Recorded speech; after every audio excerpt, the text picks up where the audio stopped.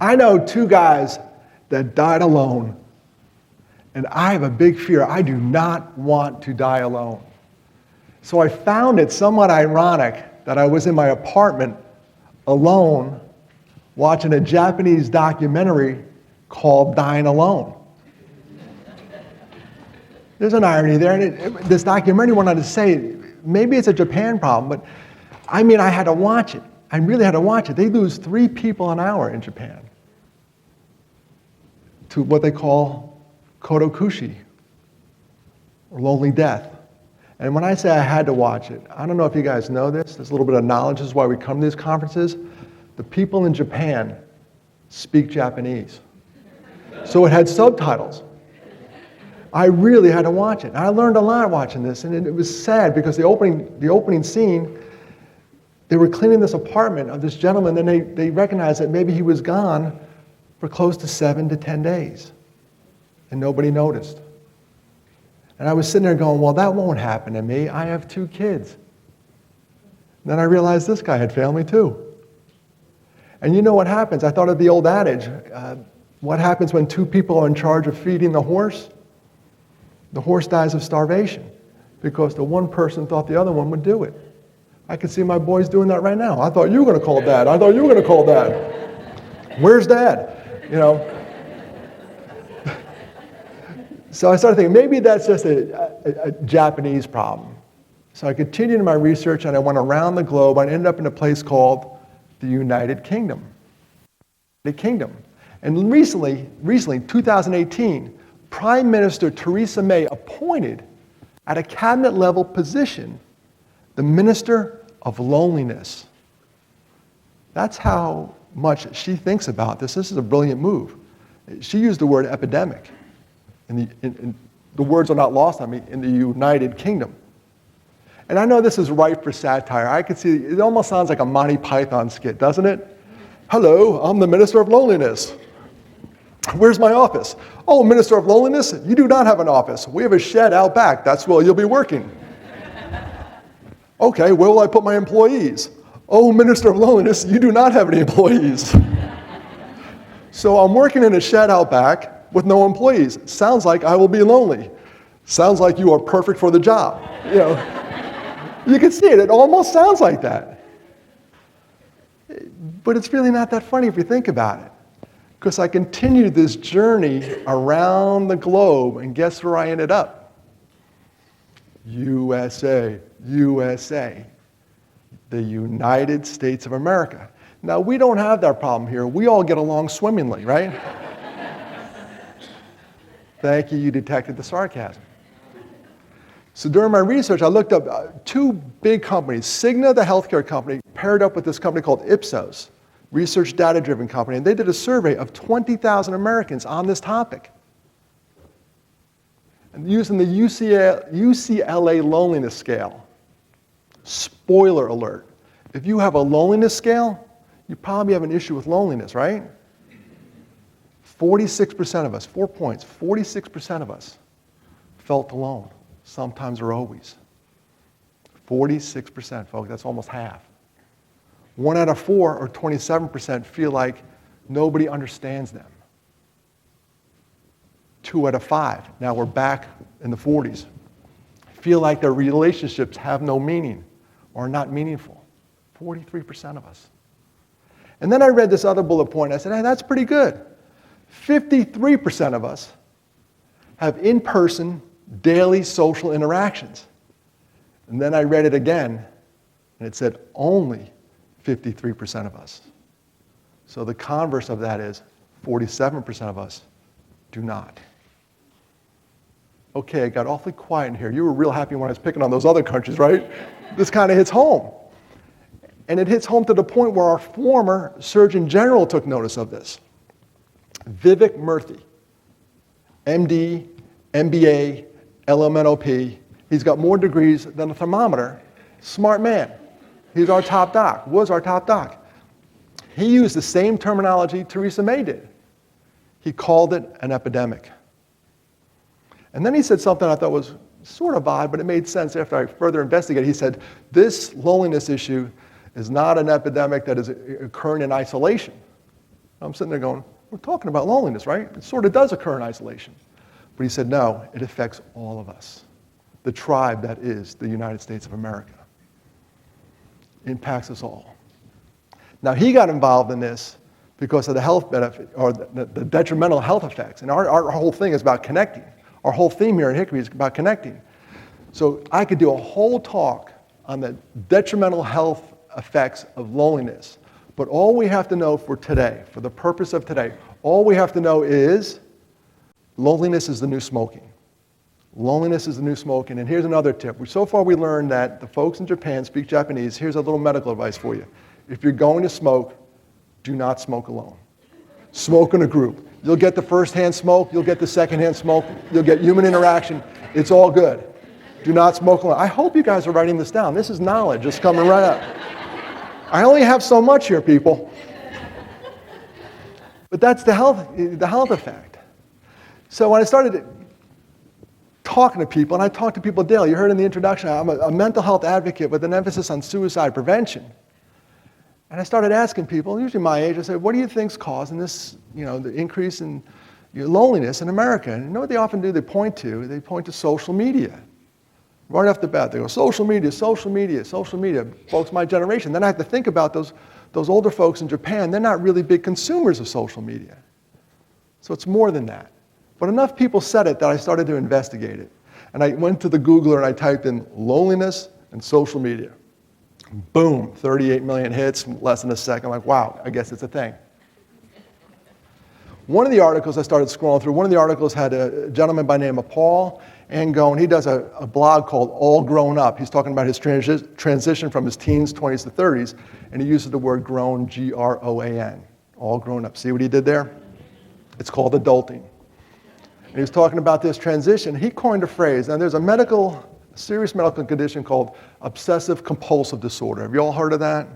We call it OCD. It's real and it exists. Using those same letters, he came up with he coined another term for OCD, obsessive comparison disorder. That's when we start going through and scrolling and looking at all these, hey, they're on a cruise. Hey, check out their cheeseburger. We're taking pictures of food now, people. And you start to get anxious, and you start to get depressed, and you volunteered for this. You went on there by yourself, and I could see this. And then the anxious and depression, knowing what I do on a daily basis, will lead to withdrawal and isolation. And now we're coming down to our bucket here, loneliness, at a conference with a theme of Connect. So I continued my research, and I saw one word that popped out at me. It was the word combat, how to combat loneliness. Like, oh, that's an article I need to read. I just don't want to come to Hickory and say, hey, we have a problem with loneliness. Good night, everybody. We need some solutions. And Ruben Castaneda in U.S. News and World Report posted 9 ways to combat loneliness. And I'm sitting there going, you couldn't come up with one more? The top 10 list, you couldn't. I found one, I'll give it to you. It's a bonus. Thank you for showing up today. The first one is see people in real life.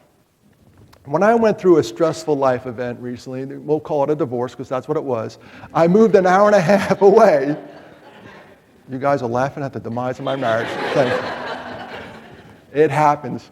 I moved an hour and a half away and I found myself alone. So I went to social media, this is where it's good, and I found a hiking club. And I had to sign up for a hike. I had to go to a parking lot and meet people I did not know. I had to get in somebody's car and we drove to the mountains of western North Carolina. I know, it sounds like a horror movie, right, at the beginning. And we never saw them again. No, it was a wonderful day. It was an awesome day. So that's it, see people in real life. Number 2, smile and say nice things. Smile and say nice things. I recently had a mundane transaction occur. I was paying a toll on the highway. And I have this pat line that I always use when I want to interact with somebody. I gave the guy my money. I was waiting for my change, and I said, I can't wait till tomorrow, hoping that he would bite. And he goes, hey, what's tomorrow? I said, I have no idea, but I get better looking every day.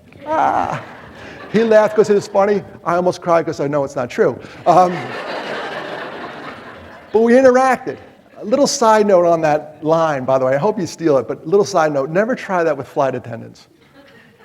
I walked on a plane one time, I tried it, a late night flight. I said, oh, I can't wait till tomorrow, hoping she'd bite. And she goes, what's tomorrow? I said, I don't know, I get better looking every day. She looked at me without blinking and said, I'm glad I didn't see you yesterday.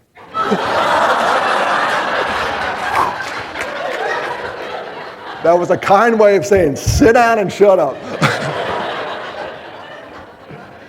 Number 3 on the list, walk interactively. Take the headphones out, talk and walk to people, say hello, walk downtown Hickory, look in the windows, say hi to people, freak them out, say how you doing to total strangers.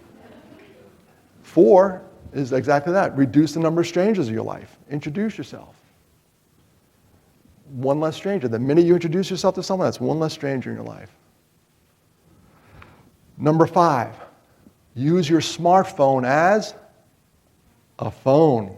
How about that? Dial it up, kids, dial it up. FaceTime's even better. You get to see the person. Use it. Number 6, sign up for a class. I signed up for an improv class when I moved. Wouldn't it be great? We're at a university today. Wouldn't it be great? At one of the breaks, we all went over to the admissions counselor and said, we'd like to sign up for a class today. It would make her day. Number 7, visit somebody that's lonely. Visit someone that's lonely. Remember this, a stick alone can be broken by a child, but a stick in a bundle cannot be broken. And we say, well, Dennis, I don't know anyone's lonely. Folks, we have nursing homes full of lonely people. Visit someone that's lonely. Number 8, and I'm a big fan of this, if you get stuck, visit a therapist. I've had really good insurance in my life. I had lousy insurance in my life. I had paid cash money to go see my therapist. If you're stuck, go see a professional. No shame, no stigma in that. Number 9, take baby steps. Congratulate yourself on doing the simple things of life. Like today, we came to this conference. We got out of bed. How about that? Give yourselves a round of applause for that. Right. Not too much. You have to save something when I leave. My fragile male ego. And number 10, and this is the bonus one, is volunteer for something. Volunteer for something. This conference exists today because of wonderful volunteers. At the end of the day, there's a whole list of things you can do when you volunteer. The last one that really got me is it says it makes you happy. It makes you happy. You're glad you did it. So that's some of the things we can do to combat loneliness. And I'm going to give you 2 challenges. First challenge, you have to do it today. While you're here, you have to go up to a total stranger, somebody you do not know at this conference, and you have to say, how do you think the talks are going? Somebody you don't know. Do not cheat. I will know. And you have to realize, if you're the recipient of that question, that person just left their comfort zone. You owe them grace and a response. If you have trouble peopling and you need a response, I'll help you out.